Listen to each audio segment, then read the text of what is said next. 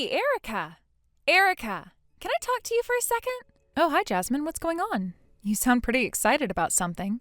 I heard something really interesting about you the other day. I mean, I couldn't believe it at first, but now that I think about it, it all makes sense. Something interesting about me? Oh, what could that be? So apparently you're the daughter of the manager of that super famous French fry shop, Frenchy Fries? You know, the one that was featured on TV recently. Everyone's been talking about it. Oh, yeah, I guess you could say that. My dad's the manager of the main branch, and he's been running the place for a long time now. He's very hands-on with everything there, literally. He's usually the one cutting the potatoes by hand most of the time. Wow, that's so cool. So that means you totally know how to make those hand-cut fries too, right? I mean, it just makes sense if your dad is the one managing the place and doing all the work. Well, I mean, sort of. I've watched him do it a lot over the years, so I guess I've picked up a thing or two. But honestly, my attempts are more of an amateur imitation. It's nothing compared to the real deal. Still, that's really impressive. I bet you could make fries that are almost as good as the ones at the shop if you tried. And I'm guessing the shop's been getting a ton of customers ever since that TV feature aired. Am I right? Yeah, from what I've heard, business has been booming lately. The TV feature definitely helped bring in a lot of new customers. That's amazing. I'm so happy for you guys. Oh, by the way, I'll take 5 servings for my family, okay? Wait, what? 5 servings? What are you talking about? Yeah, 5 servings of fries. You know, it's New Year's Eve today, and we thought fries would be a great treat to celebrate. So I'm placing an order for delivery. Just to clarify, you telling me about it doesn't actually count as placing an order. If you want to order delivery, you'll need to call the shop directly and place a proper order. Oh, come on, we're mom friends, aren't we? Can't you just handle this for me? It's not like I'm asking for anything complicated, it's just fries. Even if we are, I can't start doing personal favors like this. If I do it for one person, I'll never be able to stop. Everyone would start asking me for favors, and it would quickly get out of hand. Oh, stop being so difficult. It's not like I'm going to tell the other moms about it. This can just stay between us. That's not really the issue here. Fine. Listen, here's the situation. My in-laws are visiting us right now, and my mother-in-law, in particular, saw the feature about Frenchy fries on TV. She got super excited about trying it, so she called earlier to place an order. But guess what? She was told that they weren't taking any more orders for delivery today because it's already fully booked for New Year's Eve. She got turned down, and now she's really disappointed. Oh, I see. Yeah, I did hear that the shop decided to stop taking delivery orders for today. It's probably because they were worried they'd be overwhelmed by the sheer number of requests after the TV feature aired. Exactly. That's why I need you to step in and help me out here. You're the manager's daughter. You can pull some strings, can't you? Pull some strings? Yeah, I already told my mother-in-law that I'm friends with the manager's daughter and that I could get us 5 servings. I can't go back to her now and say, sorry, I couldn't actually do it. That's just not an option. Well, in that case, why not just go to the shop directly and eat there? Are you saying that if I go, you'll use your connections to make sure we don't have to wait in line? No, I'm saying you'd have to wait in line just like everyone else. That's not going to work for me. What's the point of being the manager's daughter if you're not going to use your connections to help out? I'm telling you, I don't have any special connections to use. That's ridiculous. Of course you do. Stop being so stingy and just ask your dad to make an exception. I keep telling you, special treatment like that isn't possible. Oh, come on. You're a wife just like me. You should understand where I'm coming from here. Understand? Yeah. Doesn't it feel amazing to have the upper hand with your mother-in-law? What? What are you talking about? You know, being able to do something she can't. It feels so good to one-up her. I have no idea what you mean. You've got to be kidding me. No, seriously, my mother-in-law is one of the kindest, most gentle people I know. She absolutely hates conflict and treats me like I'm her own daughter. I really love and respect her, so honestly, I've never even considered trying to one-up her or whatever it is you're talking about. That's insane. Mother-in-laws are supposed to be the enemy. They're nasty, meddlesome old witches by default. I understand that some people have difficult relationships with their in-laws, but that's not my experience at all. Whatever. Forget about that. The point is, I've already told my mother-in-law that I can get her those fries. So I need you to make it happen. 5 servings delivered to my house at exactly 7 p.m. I already said that I can't do that. Telling me doesn't count as placing a proper order, and I'm not in a position to make exceptions. Oh, for crying out loud. You're seriously going to make this difficult for me? Fine, I'll figure something else out. And just so you know, I still don't think it's fair that you're not using your position to help out a friend. Well, I'm sorry, but that's just how it is. I hope you can understand.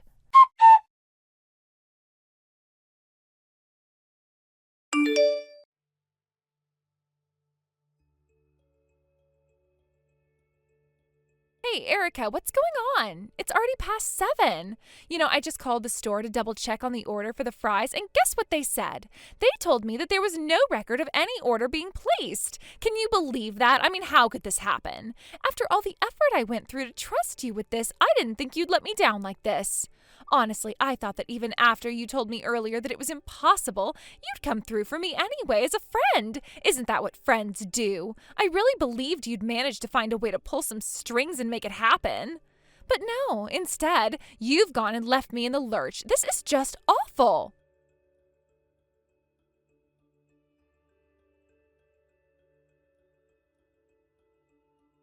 Why aren't you answering my calls, Erica? What is going on with you? Are you seriously ignoring me right now? And another thing, why haven't you even read my messages? They're still showing as unread.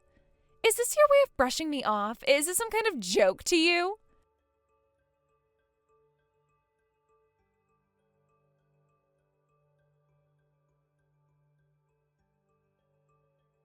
You're definitely getting these notifications, right? I know you are. There's no way you haven't seen them. So what's stopping you from responding? You owe me an explanation, Erica. Stop ignoring me and pick up your phone.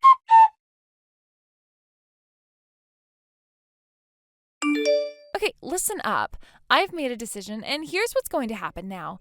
I told my family that the reason we couldn't get the fries delivered is because there was a mistake on your part and on the store's end. So to solve this little problem, we've decided that we'll just come over to your house instead. Problem solved, right?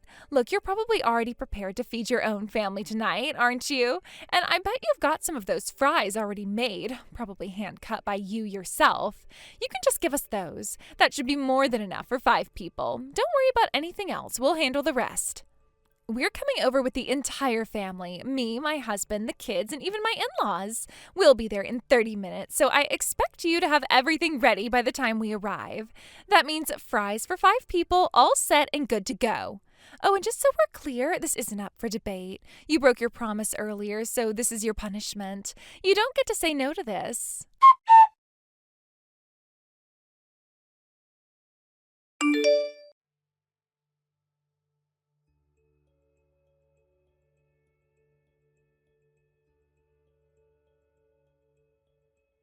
Hey, Erica, I know you're at home. Don't try to deny it.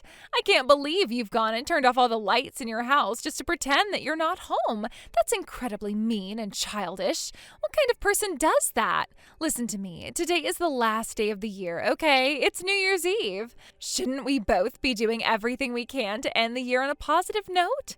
Shouldn't we be wrapping up the year with good vibes and a sense of accomplishment?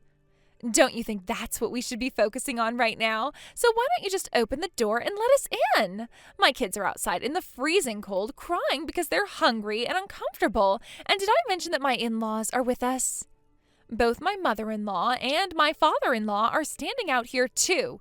Even my husband is furious with how you're treating us.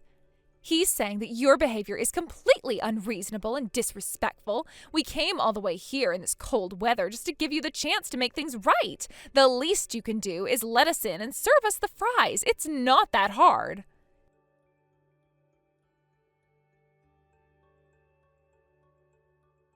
Hey, are you seriously going to keep ignoring us like this? Pretending you're not home is only making things worse. If you don't open the door and let us in, I swear I am going to tell all the other moms in our group chat about this. I'll make sure everyone knows what kind of person you are. Someone who breaks promises and doesn't care about her friends.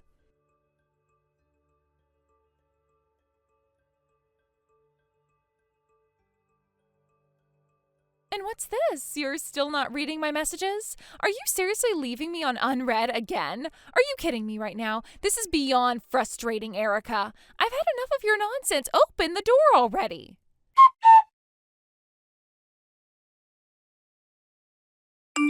Wait, What is this? I just checked my phone now and I could swear I made it very clear I said no.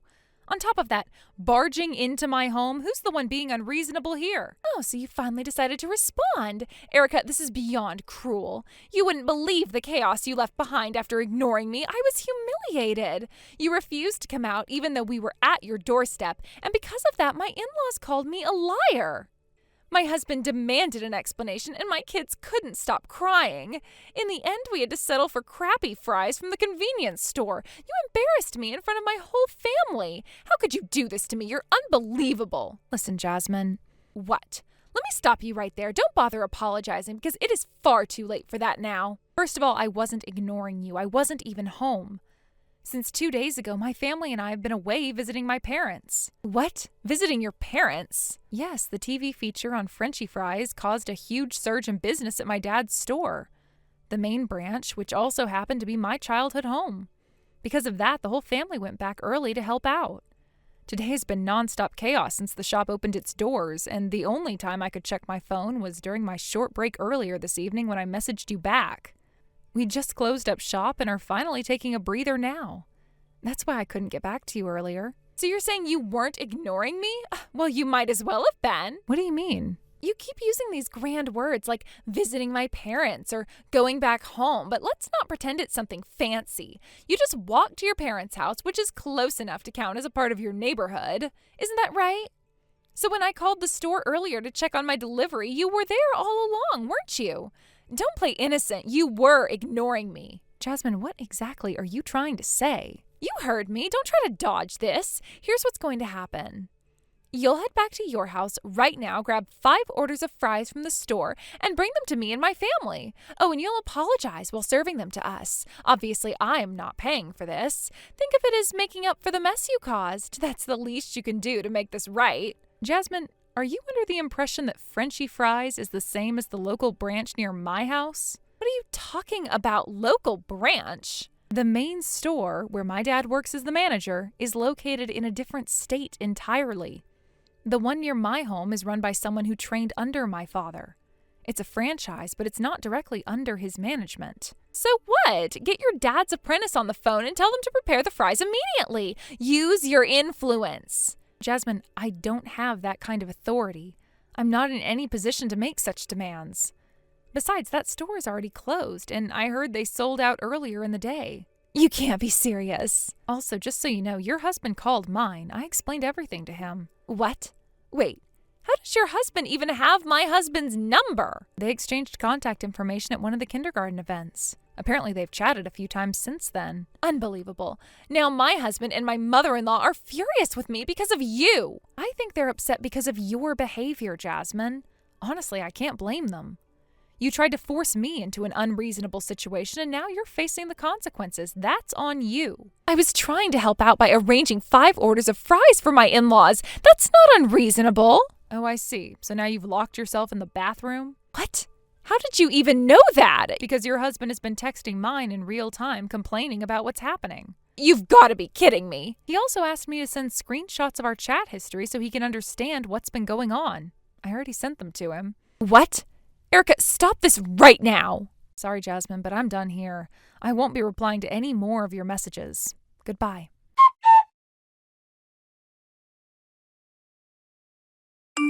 After that, the updates from Jasmine's husband kept coming in through various channels. He seemed to have taken it upon himself to share everything about their situation with others, making sure there was no ambiguity about the state of things at home.